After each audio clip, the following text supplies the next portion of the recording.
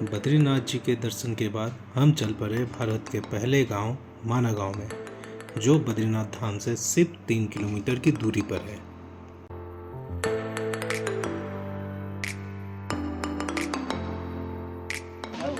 Hello friends, कैसे हैं आप सब। बैंकर बाबू विवेक पटवारी में आप सभी का स्वागत है।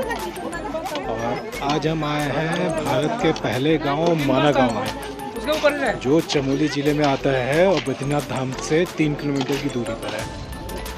तो आज हम भारत का पहला गांव घूमेंगे, पहले गांव के बारे में जानेंगे, यहाँ पे देखेंगे जैसे कि भीमपुल, व्यास गुफा, गणेश गुफा, और वो मैं आपको भी दिखाऊंगा। तो आइए चलते हैं। माना गांव जो भारत का सबसे पहला गांव है। यहाँ पे आपको तो नाउ क्योंकि यात्रा चल रही है तो बहुत ज़्यादा भीड़ है। यहाँ पे आपको काफ़ी पिट्ठू काफ़ी कुछ मिलेंगे जो आपको कहते हैं कि आइए हम आपको गांव लेके जाएंगे। और पार्किंग की काफ़ी दिक्कत है, और जब आप एंट्री करते हो इस गांव में तो एक 50 रुपीज़ की पार्किंग फ़ीस आपको पे करनी पड़ती है।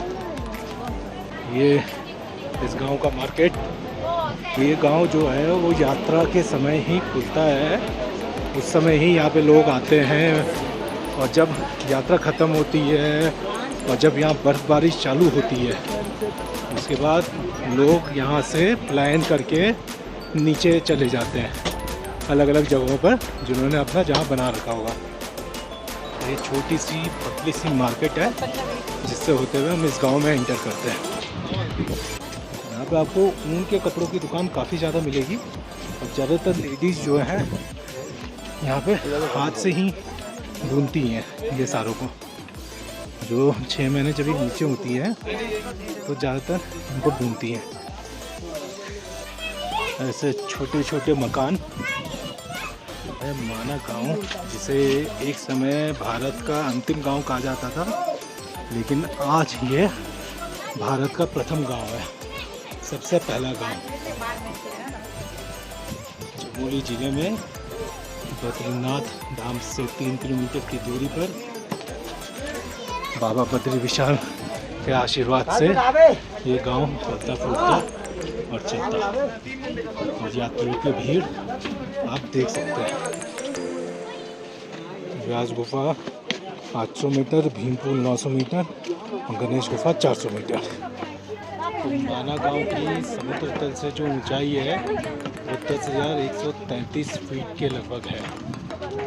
ये काफ़ी ऊंचा हो जाता है।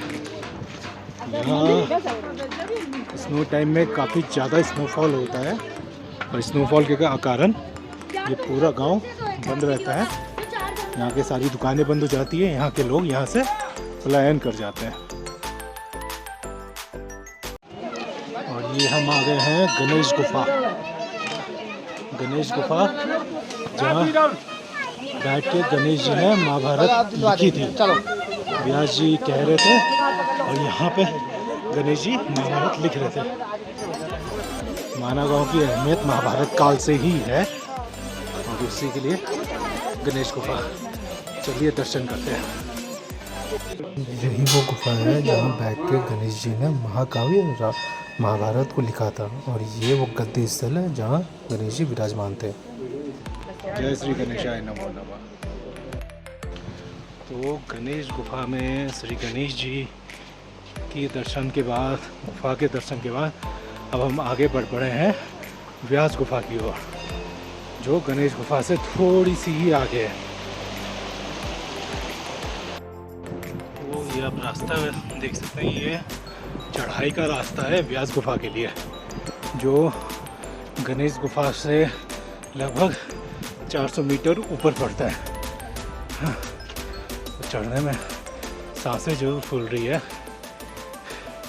पर गुफा देखते हैं जहाँ से वेद व्यास जी, जिस गुफा में बैठ के वेद व्यास जी ने इस महाग्रंथ महाभारत की रचना की थी, और नीचे गणेश जी उसे लिख रहे थे।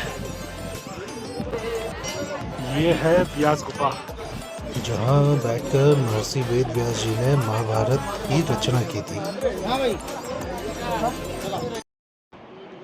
तो मेरे पीछे आप देखेंगे तो ये एक चट्टान सी अगर आपको दिखाई दे रही है जो व्यास गुफा के ऊपर है।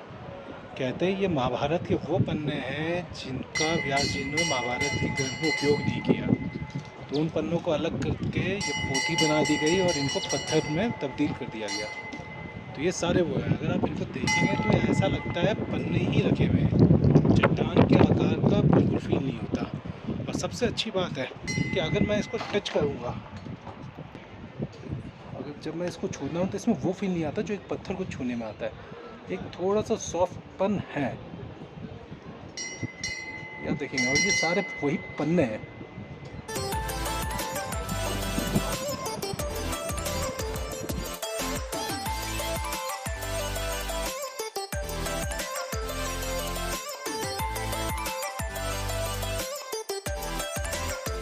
वेद व्यास जी की गुफा, वेद व्यास गुफा को देखने के बाद, दर्शन करने के बाद और भारत की प्रथम चाय की दुकान पर चाय पीने के बाद अब हम चल पड़े हैं भीम पुल देखने, जो सरस्वती नदी के ऊपर है।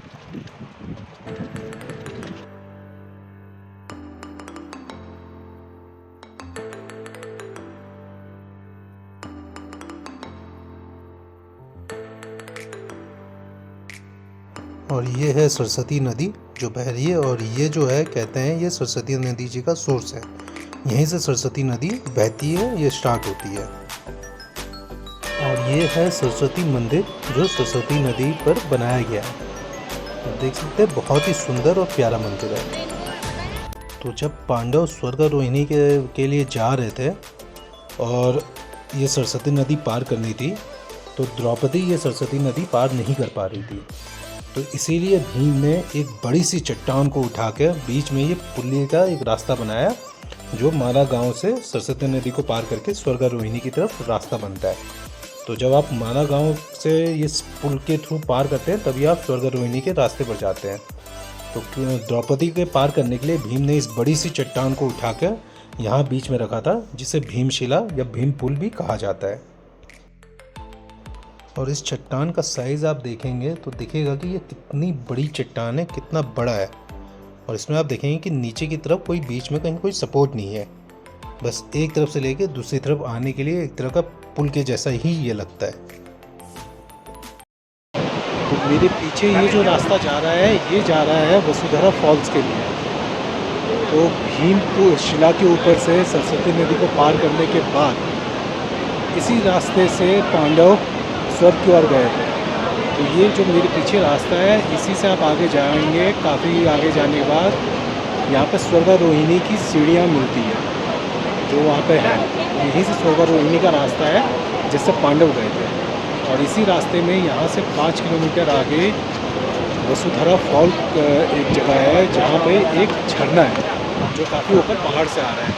और उस झरने की खास बात ये है, ये कहा जाता है कि वो झरना किसी पापी इंसान पर नहीं गिरता। कोई पुण्य आत्मा हो तो तभी उस झरने के छींटे उस व्यक्ति पर गिरते हैं। अगर कोई किसी ने भी किसी तरह का पाप किया हो, कोई पापी व्यक्ति हो, तो उस झरने के का गिरना, उस झरने के छींटे कभी उस व्यक्ति पर नहीं गिरते। अब 5 किलोमीटर का ये ट्रैक पड़ता है जो काफ़ी लंबा ट्रैक होता है। इसके लिए ऑलमोस्ट आपको पूरा दिन चाहिए। हम ऑलरेडी लेट हो चुके हैं, इसलिए वसुधरा फॉल को हम स्किप कर रहे हैं। अब हम यहाँ से वापसी की ओर चलेंगे। ये जो आप सफ़ेद सा देख रहे हैं ये बर्फ़ है और यही है वसुधरा फॉल, यहीं पर है। तो इसी में ये जो आपको झाड़ से दिख रही है, पीछे पेड़ के पीछे पहाड़, ऊपर चट्टान से पहाड़ से पानी गिर रहा है और वही ये पानी जम के ये पूरी बर्फ़ बन गई है। तो ये पूरा वसुधरा फॉल है। ये सरस्वती माता का मंदिर, ये भीमशिला के पार करने के बाद ये स्वर्गारोहिणी का रास्ता, वसुधरा फॉल का रास्ता, जिसकी तरफ आपको काफ़ी भीड़ जाती हुई दिख रही है।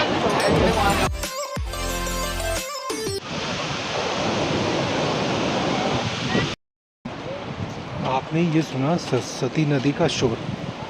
तो जब आप सरस्वती नदी से निकल के जब आप माना गांव की तरफ आते हैं, गणेश गुफा की तरफ आप चलेंगे, तो गणेश गुफा पहुंचने के बाद माना गांव में एंटर करने के बाद आपको ये शोर बिल्कुल भी नहीं सुनाई देगा, जो इतना तेज़ शोर अभी आ रहा है। तो इसके पीछे की कहानी ये है कि ये कहा जाता है कि जब गणेश जी वेद व्यास जी के द्वारा कही जा रही महाभारत को लिख रहे थे, तो सरस्वती नदी के शोर से उनको बहुत दिक्कत, बहुत परेशानी हो रही थी, वो उनको लिखने में काफ़ी कठिनाई हो रही थी। गुस्से में आकर उन्होंने सरस्वती नदी को श्राप दे दिया और इस कारण उस जगह के बाद से सरस्वती नदी विलुप्त हो गई है। तो ये इसी श्राप के कारण हुआ है। नदी के इतनी नज़दीक होने के बाद भी सरस्वती नदी बिल्कुल बगल से बह रही है, उसके बाद भी हमें इस एरिया में सरस्वती नदी का शोर बिल्कुल भी सुनाई नहीं देता। भारत के प्रथम गांव, पहले गांव माना को घूमने के बाद, श्री गणेश जी की गुफा को देखने के बाद, श्री वेद व्यास जी की गुफा को देखने के बाद, भीम पुल, सरस्वती नदी, स्वर्गारोहिणी मार्ग सभी के दर्शन करने के बाद अब हम वापस चल पड़े हैं अपने गंतव्य स्थल की ओर, जो है हमारा घर। Like, subscribe, share, comment. Banker Babu Vivek Patwari. Bye, take care.